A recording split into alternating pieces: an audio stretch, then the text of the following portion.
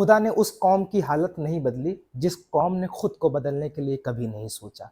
हाँ, ये आप एक तस्वीर देख रहे होंगे, असदुद्दीन ओवैसी साहब। ये तमाम मुसलमानों को समझाने की कोशिश करते रहे कि मुसलमानों समझो, उठो और खड़े हो, अपनी क़यादत, अपनी ताकत और अपनी रहनुमाई को मजबूत करो।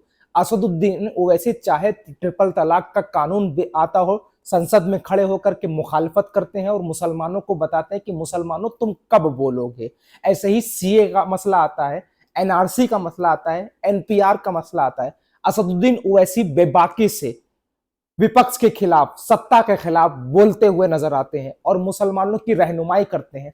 मुसलमान इंतजार करता है कि असदुद्दीन ओवैसी कब बोलेंगे, जब मुसलमानों की मॉब लिंचिंग होती हो, चाहे वो अखलाक हो, चाहे वो नजीफ हो, चाहे वो पहलू खान हो। इन तमाम मुद्दों पर बेबाकी से बोलने वाले असदुद्दीन ओवैसी साहब बार बार कहते हैं कि अपने रहनुमाई, अपनी क़यादत को मजबूत करो। और सुनिए, जो कौम अपने आप को बदलने की कोशिश नहीं करती है उस कौम को खुदा कभी नहीं बदलता, ये याद रखिएगा। मुसलमानों, मैंने देखा है कि अगर कांग्रेस को कोई बुरा कहेगा तो सबसे पहले अगर उसका दिफा करने कोई आएगा तो मुस्लिम नौजवान आएगा। अगर समाजवादी पार्टी से कोई सवाल कर लेता है तो सबसे पहले उन सवालों का जवाब देने मुसलमान आएगा।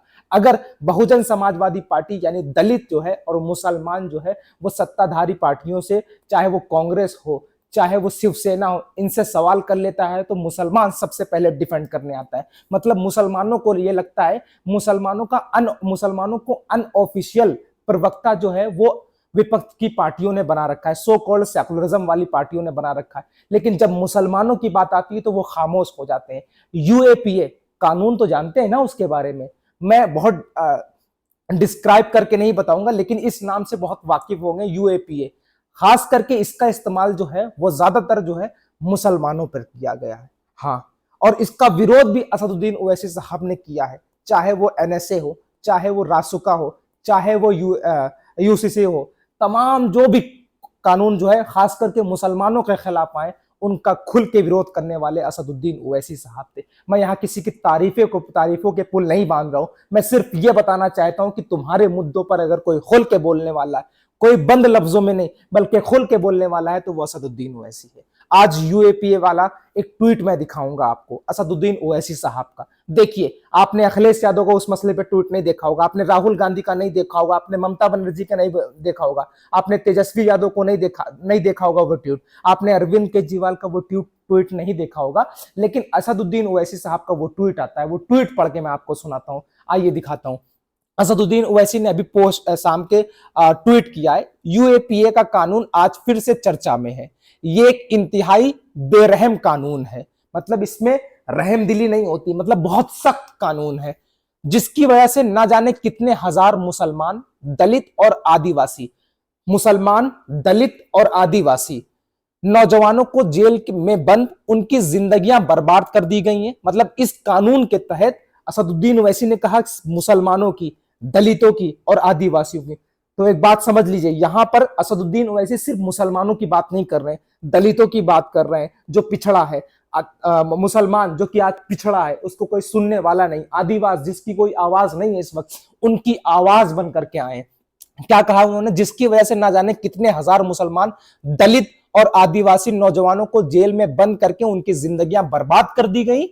यह कानून एक 85 वर्षीय स्टैन स्वामी का मौत का कारण भी बना। स्टैन स्वामी आप गूगल पे जाकर के सर्च कर लीजिएगा, यूट्यूब कर लीजिएगा, आपको वो पता चल जाएगा किस वजह से कैसे मौत हुई थी। खैर, आगे पढ़ के सुनाता हूं। इस कानून को कांग्रेस सरकार ने, अब सुनिएगा, आज जो है कांग्रेस तुम्हारी रहनुमा बनकर के बैठी हुई है, और खास करके यूएपीए कानून जो सबसे ज्यादा किसी पर लगाए तो मुसलमानों पर, दलित पर और आदिवासी पर लगाए, और जिसको अपना तुम रहनुमा मान करके बैठे हो। सुनिए क्या कहा है असदुद्दीन ओवैसी ने। इस कानून को कांग्रेस सरकार ने 2008 और 2012 में और भी सख्त बनाया था। मतलब पहले तो थोड़ा रहम था इसमें, लेकिन 2008 और 2012 में इसको सख्त बनाया गया। तो असदुद्दीन ओवैसी आगे क्या कहते हैं, असदुद्दीन ओवैसी आगे कहते हैं, तब मैंने भी तब उसकी मुखालफत की थी। मतलब 2008 और 2012 में जब ये कानून को सख्त बनाया गया था, तब मुखालफत करने वाले कौन थे? असदुद्दीन ओवैसी, क्योंकि असदुद्दीन ओवैसी साहब को पता था कि बेगुनाह जो है, बेकसूर मुसलमान, दलित और आदिवासी को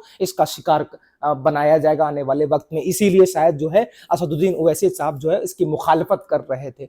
2019 में भाजपा ने फिर से इस पर ज्यादा सख्त प्रावधान दफा लाए, तब कांग्रेस ने भाजपा का साथ दिया। मतलब जब यूएपीए को और ताकतवर बनाया गया और बेरहम बनाया गया, तब किसने साथ दिया? कांग्रेस और भाजपा मिलकर के इसको सख्त बनाती है। तब मैंने तब भी इस कानून का विरोध किया। मैंने 2008 में भी इसका विरोध किया, 2012 में भी इसका विरोध किया और 2019 में विरोध किया। अब मुसलमानों यहां पर समझने की बात है कि 2012 में असदुद्दीन ओवैसी साहब हैदराबाद से बाहर लड़कर चुनाव नहीं लड़ना चाहते थे, 2012 में भी नहीं निकल करके आए थे, तो उनको तो वोट बैंक की तो फिक्र ही नहीं थी कि मेरा वोट मुस्लिम वोट मिलेगा। लेकिन नहीं, वोट मिले ना मिले, आप 1% वोट दे ना दें, आपकी हक की आवाज जो है वो असदुद्दीन ओवैसी उठाते रहेंगे। आगे उन्होंने लिखा है, अगर मोदी 3.0 से ये उम्मीद थी कि वो चुनाव के नतीजों से कुछ सीखेंगे, तो इन्होंने इस उम्मीद पर पानी फेर दिया। जुल्म और ज्यादती का ये सिलसिला जारी रहेगा। असदुद्दीन ओवैसी ने नरेंद्र मोदी को भी, जो कहते हैं कि हम नरेंद्र मोदी के खिलाफ नहीं बोलते, वो अपनी आंखों को जो है वो 90 डिग्री के एंगल में चीड़ करके वो ट्वीट को ढंग से पढ़िएगा। और मैं इतना जरूर कहूंगा कि अपनी क़यादत, अपनी ताकत को मजबूत करना। अगर समाजवादी पार्टी जो है आपके हक में खुल के बोलती है तो उसको अपना रहनुमा बना लीजिए। अगर समाजवादी पार्टी आपको सियासत में हक देगी आगे, अब देना चाहती है, पीछे जो हो गया भूल जाइए, लेकिन अगर देना चाहती है तो फिर उनको अपनी आवाज बना लो।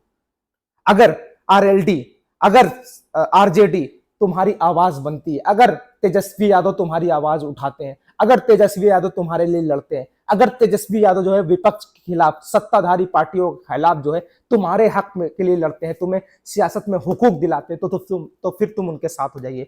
और अगर नहीं दिलाते हैं तो भैया ये असदुद्दीन ओवैसी के साथ होइए और मेरे YouTube चैनल को सब्सक्राइब कीजिएगा और वीडियो इसलिए शेयर कीजिएगा ताकि ये शेयर जो है वो लोगों को पता चले कि ये शेर, ये मर्दे मुजाहिद सिर्फ तुम्हारे लिए लड़ रहा है।